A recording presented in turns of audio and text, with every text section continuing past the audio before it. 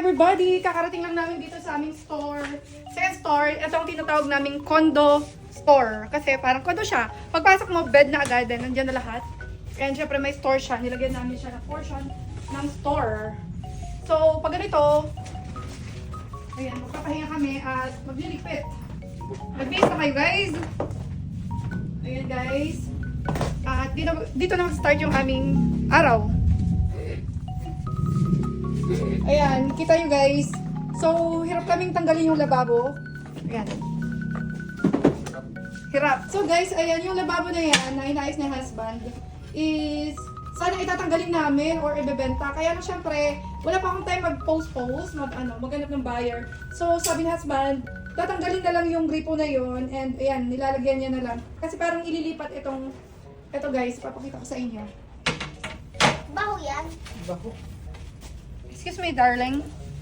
So, ito yung aming store, guys. Baho. Baling silikon. Ayun, guys, inaayos ni husband para malinisan namin at magamit tong... Kasi, guys, nung sinalo ko to, itong condo store namin na to is pang milk tea store talaga to. So, hindi namin forte yung milk tea store. Kita nyo naman, may parang counter dito. So, gusto ko siyang i-let go lahat. Kaya lang, isang beses ko lang yata pinost at wala akong tiyaga. Kailangan tsatsagain, no? Sa pagpupost ng mga ganyan. So, wala akong tiyaga. Kaya sabi ko, sige, since maggamit, malalagyan ko mga school supplies, gamit. Ayan. Kaya hindi ko muna siya ginalaw. At etong printer na to, kung makikita nyo. Kita ba sa video? Wait lang, guys. At itong printer na to, guys.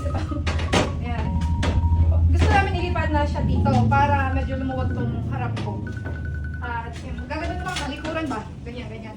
Ito yung kasi ito yung libangan ko kapag, kumaga, close open, itong aking store, close open lang. So, actually 6 years ang contract namin dito sa condo store na to. At medyo matagal kasi wala. So, eto mura lang ang rentals dito. Mga, sige, i-review ko na, 6K a month. So, kasi residential lang naman to at may libangan akong Xerox print. Tapos, kapag busy ako sa school, ng mga bata, busy ako pupuntahan ko sa kabilang tindahan namin.